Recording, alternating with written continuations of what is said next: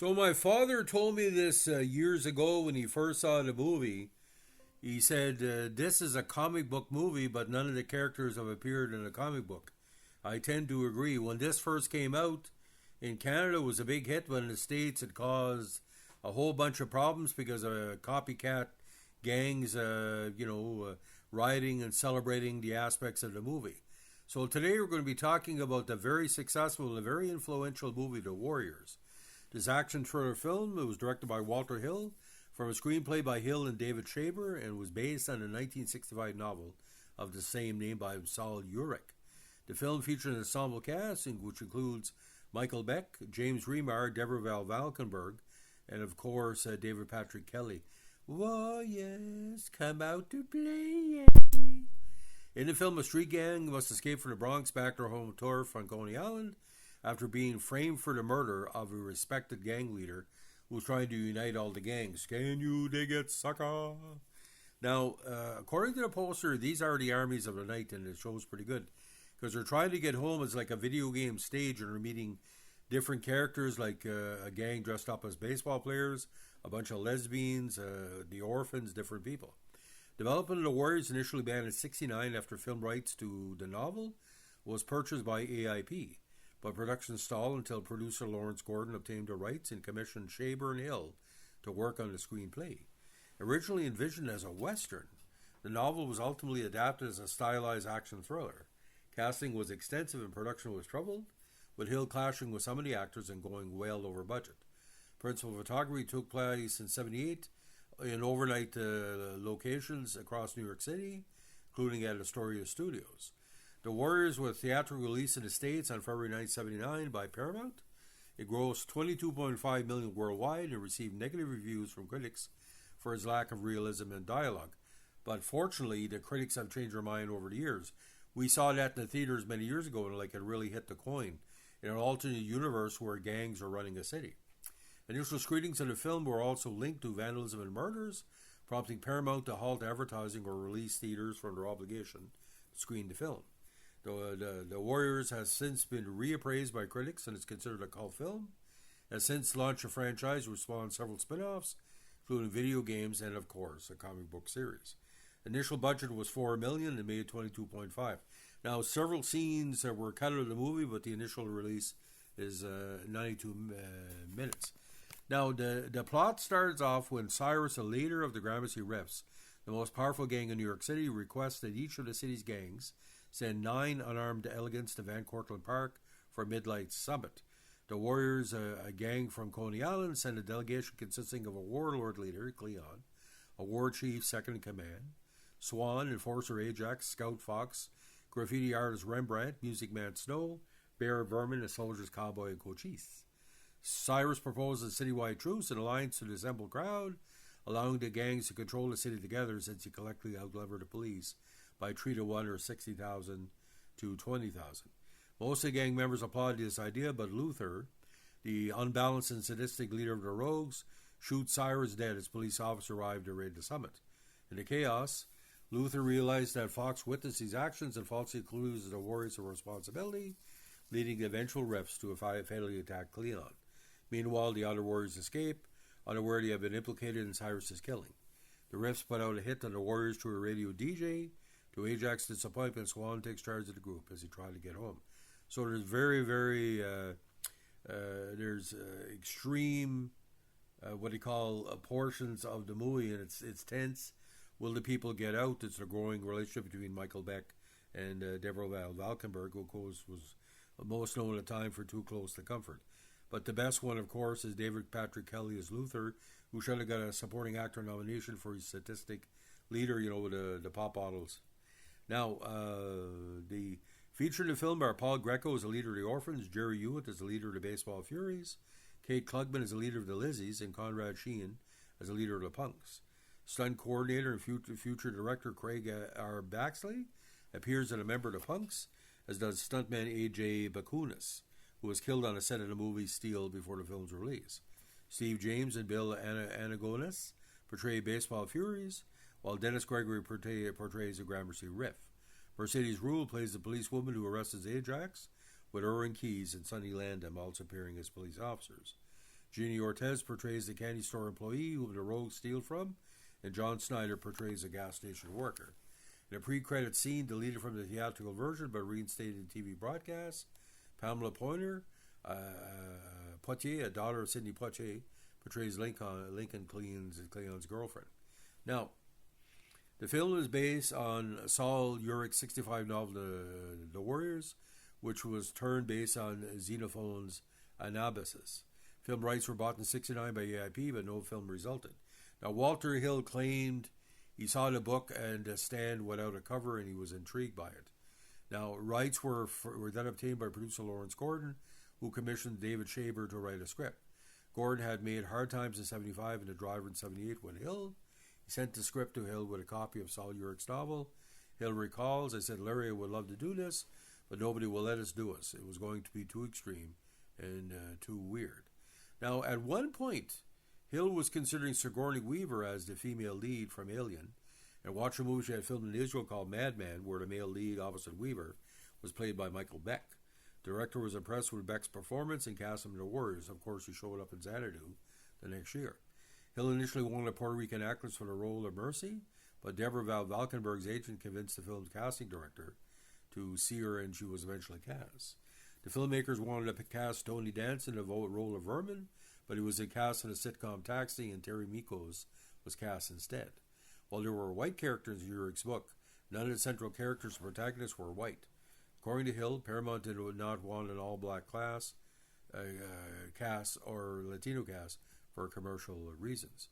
Now, Hill saw Thomas G. Waits as the next James Dean, and the director invited the young actor to the Gulf and Western to watch movies like Rebel Without a Cause and East of Eden for inspiration. During the screening, Hill offered Waits a drink, which Waits refused, resulting in a rift between the two that grew worse during the grueling summer shoot. At one point, Waits threatened to report the working conditions of Screen Actors Guild, forcing Paramount to provide a second trailer for the 8 Warriors to share. Finally, 8 weeks into principal photography, when the tension on a set between Waits and Hill reached a breaking point, Hill demanded that stunt coordinator Craig Baxley improvise a stunt scene in which Waits' character would be killed. Son Baxley demurred. Such a critical scene would take careful planning, but Hill was insistent. I don't give a shit how you kill him. Baxley recalls the director saying, kill him. Baxley found a crew member who resembled Waits and staged a scene which the character is thrown off a subway platform in front of an approaching train. It was like someone cut my soul out and left a shell, Waits remembers. He would later demand his name be removed from the cast altogether. He remains uncredited to this day. Both Waits and Hill have expressed regret over how the situation was handled and have since buried the hatchet. Now, Luther's car was also a character, was a 55 Cadillac hearse. Hill was underwhelmed by the script's depiction of Luther taunting the Warriors and asked David Patrick Kelly for ideas.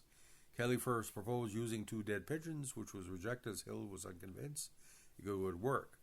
While Hill left to adjust some cameras, Kelly went under a boardwalk and emerged with some discarded beer bottles.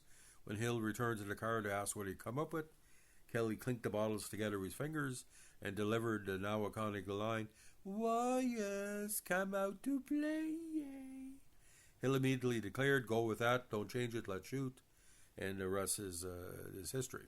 Now, Hill also wanted Orson Welles to do a narrated introduction about Greek themes, but the studio did not like the idea and refused to pay for it.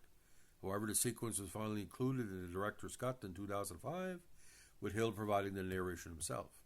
I wanted to take in the fantasy element, but at the same time add some contemporary flash, said Hill. There were some of the hard ideas we had to get to the studio to understand, but we did not get along very well with our parent company. After the movie came out, it did well. Everybody was sort of friends. But up until then, there was a lot of misunderstanding. They thought it was going to be a Saturday Night Fever or something. Now, released in February 1979, The Warriors opened in 670 theaters without demand screenings or a decent promo campaign, but still grossed $3.5 million its opening weekend, which is equivalent to about $16 million in 2025 numbers.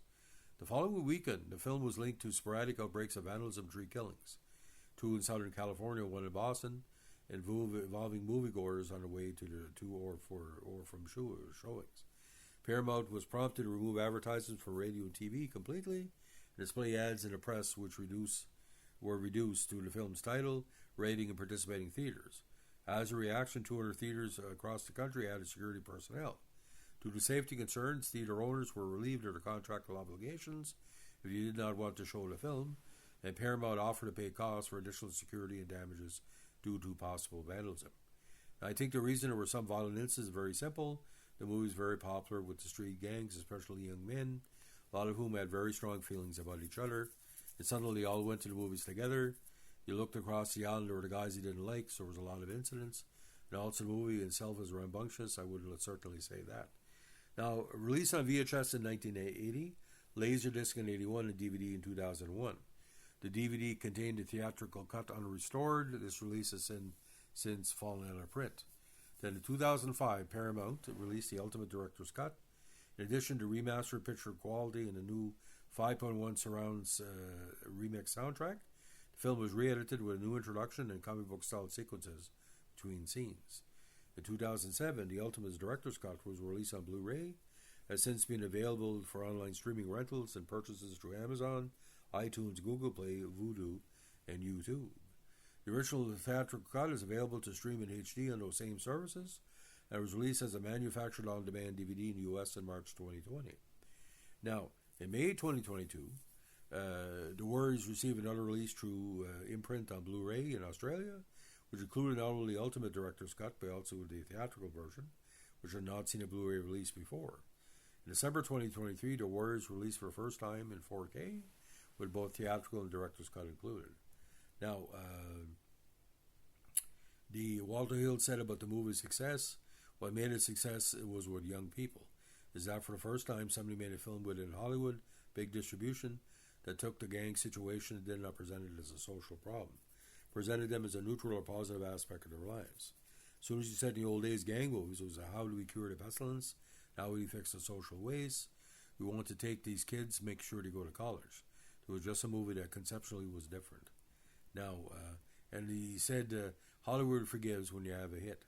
Now, Roger Ebert only gave 2 stars out of 4, but he later wrote in a review of Hill's film Southern Comfort that he felt he'd overlooked some positive qualities in Warriors. Siskel hated it, liking the dialogue that of Harvey Limbeck in those silly 60s motorcycle pictures. Now, Linda Gross of the LA Times liked it, called the film an insightful, stylized, but shallow portrayal of gang warfare that panders to angry, youthful audiences. Gary Arnold of the Washington Post wrote, none of Hill's dynamism will save the Warriors from impressing most neutral observers as a ghastly folly. Another problem arises when they open their mouths, said David Anson of Newsweek. When the gang members open their mouths, their poor dialogue is jarringly at odds with Hill's hyperbolic visual scheme. Now, I really think what makes this work is that they're not really actors. They're more like real people. However, it didn't go good in Europe. In France, the movie was X-rated for incitement to violence on June 25, 1979 by their Commission de Contrôle des Films Cinématographiques, the official organism tasked with classifying films, which deemed that the work gave a very realistic vision of urban guerrilla warfare that gangs can develop to conquer a city. In order to allow the movie to release in normal theaters, 10 minutes were cut, including the speech by Cleon. In 1980, the movie was finally re-rated as banned for viewers under 13, and emission scenes were finally rendered back. Soundtrack is quite good, of course, with Joe Wald's famous song "In the City." Now, there's been different merchandising through the years, and there's been video games, comic books as well. A 5-issue and called Warriors Jailbreak, and by Davil Brothers, not Warrior Jailbreak, that's the second one, and that's a 4 mini-series. Now, they were trying for a TV series. Joe and Anthony Russo announced they were working with Paramount Television and Hulu for a reimagined Warriors TV series. Frank Baldwin was signed to write the series. In June 2018, developing the series was moved to Netflix. Now, there's been a stage musical and concept album being talked about, and a possible remake by, but the late Tony Scott died before he could do that. Mark Neville dying also showed interest in directing a remake. So, ladies and gentlemen, the idea about the Warriors, like I said, the last spin, like the last great drive-in era from 78 to 82, most people in Canada saw it to drive-ins, but it's so dark it didn't really show. But on VHS and Laserdisc. I don't think it was ever on beta, but it was a big VHS rental back in the time because the front cover, it's a comic book. So the VHS was very popular. So the Warriors, I give it 3 stars out of 4. And like I said, Michael Beck and Deborah Val Valkenburg, a great performance and kind of an unheralded couple of the decade. So ladies and gentlemen, if you like what you're doing here with our screenshots and remote control podcast, let us know what to like, comment, subscribe, or share.